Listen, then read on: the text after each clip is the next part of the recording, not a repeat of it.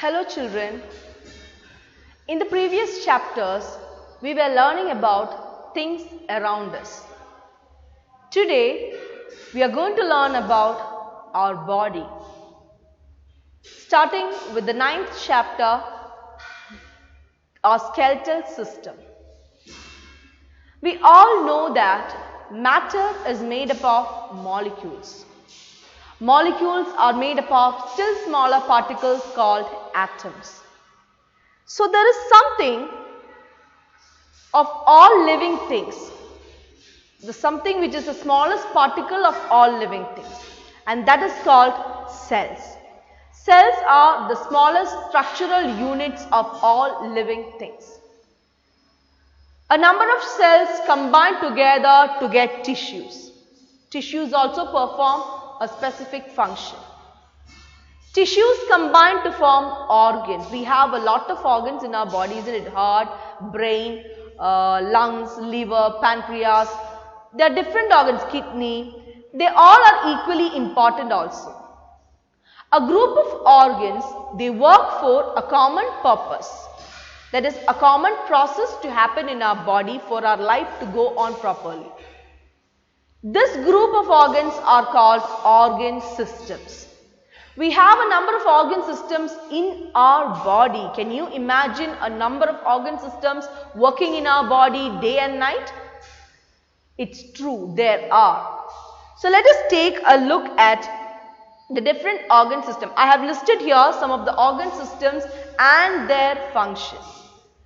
First one is the circulatory system. Circulatory system helps to circulate blood, which is very essential for our life to go on. Blood should reach all parts of our body, and that network of connections is carried on by circulatory system. The second one is digestive system. It helps to digest the food in our body. Only if the food is digested, we get energy and we can be alive. So digestive system, we have already studied it last year. The mouth, food pipe, stomach, small intestine, large intestine, they all are organs which take part in digestion. So together they are all called digestive system. The next one is muscular system. Muscular system helps to keep our muscles properly and strengthy. They help in the proper movement of our body. We all know that muscles are attached to bones for proper movement. So that movement of muscles is done by the muscular system. Next one is respiratory system. It helps us to breathe. That means taking in oxygen and giving out carbon dioxide is done by the respiratory system. Reproductive system. Reproductive system is a very important system. It helps to continue with the life. That means reproductive system helps to produce young ones or babies. That is very essential for life to go on earth.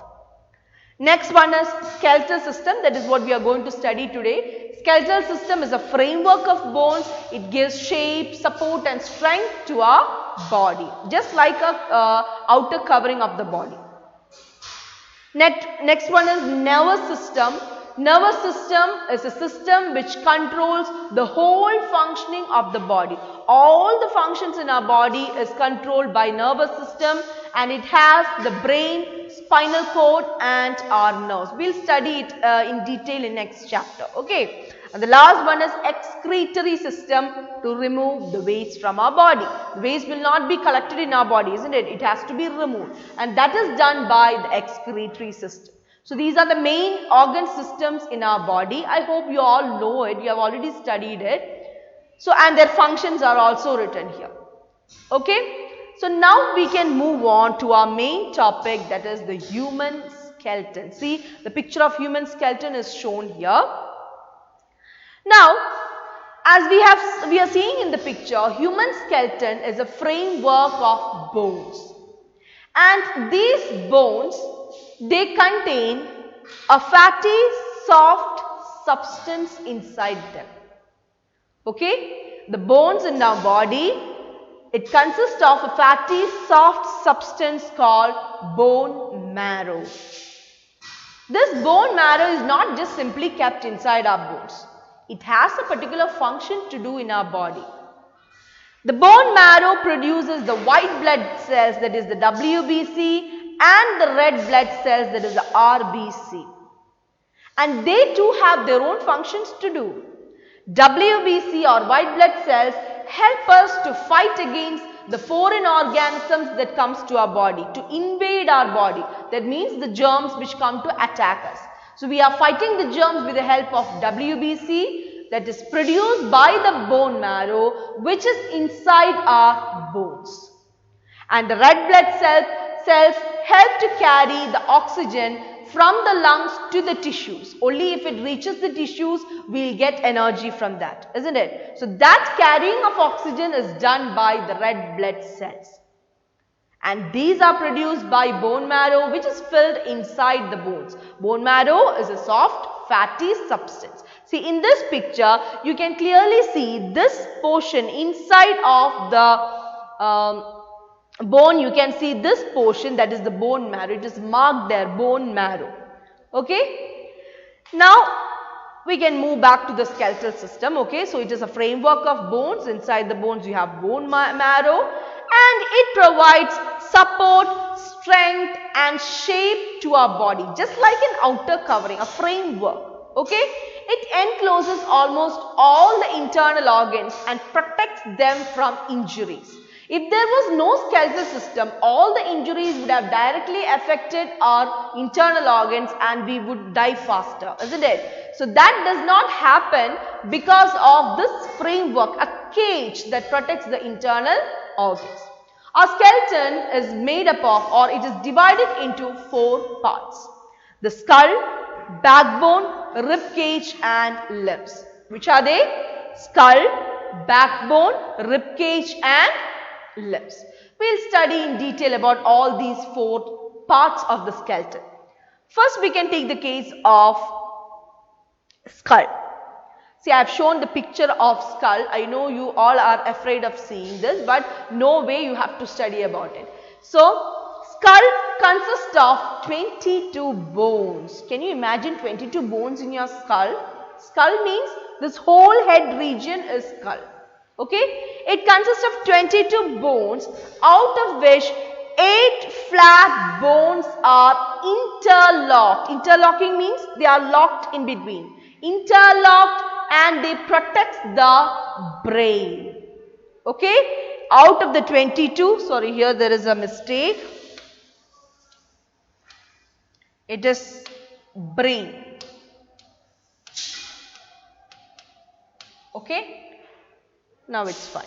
So, 8 flat bones, they are interlocked and protects the brain. Brain is a very delicate part in our body. If there was no skull or these 8 bones were not protecting the brain, if sometimes if you go and hit your head somewhere, it will affect your brain. So, small injuries would not affect the brain because it is protected by a powerful covering called skull. And out of the 22 bones in the skull, only 8 bones are protecting the brain. So, remaining there are 14 bones, isn't it? These 14 bones are present in the facial region, in the face. 14 bones are there in the face. Do you know that? And among these 14 bones, or among these 22 bones, only the lower jaw is movable. Lower jaw is this part. You can open your mouth, you can close your mouth, you can eat, you can talk because of this lower jaw which you are able to move. All the other bones in your skull are immovable bones. Okay, so only lower jaw is movable out of the bones in your skull. So once again I will tell you, skull contains 22 bones and out of these 22, 8 flat bones are interlocked and encloses and protects the brain. And 14 facial bones are there.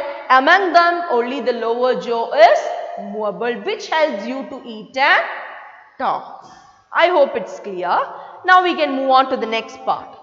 This skull is, you know that skull ends here, your neck region, isn't it? From there, it is attached to the next part of the skeleton. Then only there will be a connection between the body parts, isn't it? So, skull is attached to the backbone or the spine. Okay, backbone or spine forms the main axis of the skeleton. That means the main portion of the skeleton is your backbone or spine. It consists of 33 small bones. It is clear from the picture. Small bones are there. 33 small bones are there, which is called vertebrae. 33 small bones are called vertebrae, and these 33 small bones form a column-like structure, and that is called vertebral column. Okay, you can see the 33 small bones in that picture, and that 33 small bones are forming a column-like structure that is called vertebral column. And you can know how strong it is, isn't it? 33 bones that are attached together. And inside that vertebral column, you have the soft, delicate spinal cord, which is the main portion of your skeleton.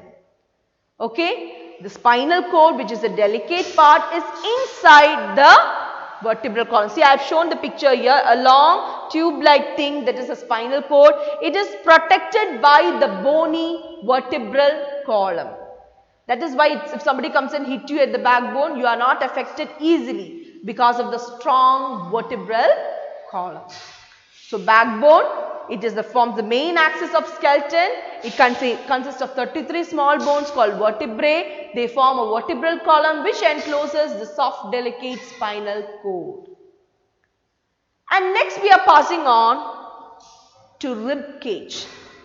Rib cage, as the name suggests, is the form of cage that encloses heart and lungs, two very important organs. Okay, heart and lungs. They are protected and safely kept inside the rib cage. Rib cage consists of 12 pairs of bow-shaped ribs. See, from the picture it is very clear, it is bow-shaped, a little bit curved bones. Okay, these curved bones are delicate also. They are not too hard bones. Okay, so bow-shaped bones which forms a cage. See, from the picture you can see it is like a cage, it is completely covered. Okay, and this protects the heart and lungs. Ribs are joined to the backbone and the breastbone. Backbone at the back side and breastbone in the front. So that is how it forms a covering. Both sides they are attached. That is why it forms like a covering. Except the lowest two pairs. The lowest two pairs, called the floating ribs, are joined only to the backbone. See, you can see floating ribs here. They are not attached in the front portion. They are attached only to the backbone. Okay, normal ribs in the rib cage, these bones are called ribs. Okay, curved bones. So normal bones in the rib cage are attached to the breastbone and backbone. So it forms a covering. But the lowest two pairs, called floating ribs, are not attached to the breastbone. They are attached only to the backbone. So this is a rib cage which protects the heart and lungs, very important organs in our body. And the last part is the limbs. Limbs means you have already studied about limbs, isn't it? That is the legs and hands. Upper limb, that is the hands or arms, and lower limbs, that is the legs. So, the upper limbs or forelimbs are joined to your shoulder, this portion, your spine. It is connected like this to your spine with the help of shoulder girdle. See, this is the upper limbs, your hands. Okay, they are attached to the spine. Then only there will be a connection, isn't it? It is attached to the spine with the help of shoulder girdle, which consists of shoulder blades and collar bones, supported by shoulder blades and collar bones. And the lower portion of the limbs, that is the lower limbs or the hind limbs or the legs. In case of legs, there are two sections. The thigh bone, which is the longest bone in human body, it is also called femur. Okay, femur, which is the longest bone, that is the thigh bone. This is the thigh bone shown. See, red color bone. That is the longest bone in human body. That is very, very strong because the whole weight of the body is bared by the thigh bone. This thigh bone fits into the hip with a hip girdle. Thigh bone or femur fits into the hip portion with hip girdle. using a joint, ball and socket joint. You will learn about it in more detail in the next video. Okay, so this femur or thigh bone, in the body it is attached with the hip girdle, and to the lower portion, your leg will not end with your thigh, isn't it? It has a lower portion, and that connection is done at the knee. See, upper portion is one, the lower portion is one. Two portions are there for lower limbs. So, upper portion is the thigh bone. It is attached to the lower portion with the help of knee joint. I hope it's clear. I tell you once again, limbs, there are four limbs are attached to the spine with the help of shoulder girdle, and femur or thigh bone, which is the longest bone in our body, is attached with the help of hip girdle, and to the lower portion it is attached with the help of knee joint. So, two joints are there. You learn what is a joint in the next video. Clear? So, these are the four parts of the skeleton, human skeleton. Which are they? Skull, backbone, ribcage and limbs. Skull, it has 22 bones, 8 flat bones interlocked to protect the brain, 14 facial bones, among them only lower jaw is movable. The next one is backbone. It consists of 33 small bones called vertebrae, which forms a strong column called vertebral column. Inside the vertebral column you have the spinal cord. The third one is ribcage. It has 12 pairs of bow-shaped curved ribs that forms a cage and encloses and protects heart and lungs. The rib cage or ribs are attached to the breastbone and backbone, except floating ribs which are attached only to the backbone. And the last one is limbs. The upper limbs or forelimbs are attached to the spine with the help of shoulder girdle, and lower limbs or thigh bone or femur is attached to the body with the help of hip girdle. The lower portion is attached at the knee joint. These are the four sections of human skeleton. I hope you all have understood. Now, this is the main functions of skeleton. I have listed out some main functions of skeleton. Okay, what you have already learned now only. It gives shape, support and strength to the human body. It protects almost all the internal organs, like skull protects the brain. Eyeballs rest in bony eye sockets. You have a curved portion where your eyeballs are kept. Eyeball means this portion. It is kept in a curved portion. That curved bony part actually protects that eyeball. Okay. Then backbone protects the spinal cord. That is, the vertebral column protects the spinal cord. Ribcage protects heart and lungs, and urinary bladder lies inside the hip girdle. So I told you the thigh bone is fit with the help of hip girdle, and that hip girdle covers your urinary bladder. Otherwise, if someone comes and hit you below your stomach, what happens? The urinary bladder will burst, isn't it? That does not happen. Normal hitting and all, that does not happen, because it is protected by a hard bony structure, that is the hip girdle. So, skeletal system consists of bones which are meant to protect the internal organs, to keep them safe inside. So, read your textbook. This is the first portion of this chapter, the skeletal system. Okay. Next class we will learn about joints. So, all of you please read your textbook. Thank you.